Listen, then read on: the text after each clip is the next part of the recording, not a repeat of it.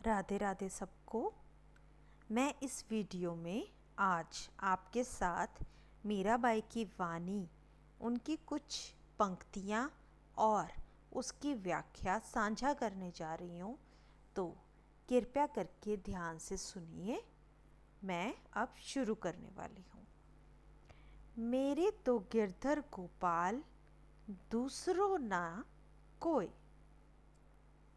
इसकी व्याख्या है, मीराबाई कहती हैं कि मेरे लिए केवल श्री कृष्ण गिरधर गोपाल ही सब कुछ हैं। उनके अलावा मेरा कोई और नहीं है। मेरा मन, मेरा जीवन, मेरी आशा सब कुछ कृष्ण में ही है। जाके सिर मोर मुकुट, मेरो पति सोई। इन पंक्तियों की व्याख्या है, जिसके सिर पर मोर मुकुट है वही मेरे सच्चे पति हैं। यहाँ पति का अर्थ है मेरे स्वामी, मेरा रक्षक, मेरा जीवन साथी। मीराबाई ने श्री कृष्ण को ही अपना सर्वस्व माना है। मतलब सब कुछ उन्होंने अपना श्री कृष्ण जी को ही माना है। तीसरी पंक्ति, छोड़ दिए कुल की कानी, साधु संग बैठी हुई। इसकी व्याख्या है, मैंने अपने कुल, मान, परिवार, समाज की परवाह छोड़ दी और संतों की संगति में आ बैठी।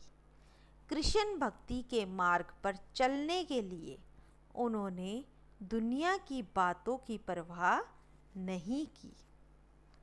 चौथी पंक्ति, लोक लाज कुल कानी, गिरधर के गुण गाई। इसकी व्याख्या, मैंने लोक लाज और कुल की मर्यादा को त्याग दिया और केवल गिरधर कृष्ण के गुण गाने लगी। उनके प्रेम में डूबकर वही गाना, वही सिमरन करना, यही उनका जीवन बन गया। पांचवी पंक्ति, मीरा के प्रभु गिरधर नागर, सहज मिले अविनाशी।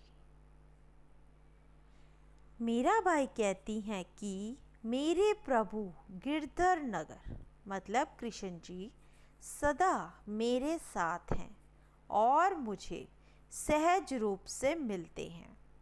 वह अविनाशी हैं, कभी नष्ट नहीं होते, सदा मेरे हृदय में वास करते हैं।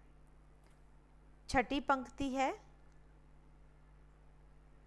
चरण कमल चित लाई के, हो गई दास दासी। मैंने अपने मन को कृष्ण के चरण कमलों में लगा दिया और मैं उनकी दासी बन गई। यहाँ दासी का अर्थ है पूरी तरह समर्पित, अहंकार रहित, सेवा में लीन।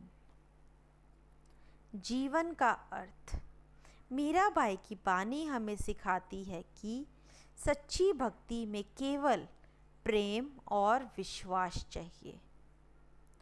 जब हम एक लक्ष्य ईश्वर को अपना सब कुछ मान लेते हैं, तब दुनिया की परेशानियां, ताने, अपमान और कठिनाइयां हमारा कुछ नहीं बिगाड़ सकती।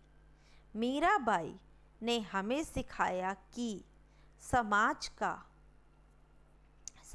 क्या कहेगा, लोग क्या सोचेंगे, इन बातों से ऊपर उठकर यदि हम अपने मन को ईश्वर में लगा दें, तो जीवन में शांति, आनंद और सच्चा सुख मिलता है। भक्ति का मार्ग आसान नहीं होता, लेकिन जो इसमें लग जाता है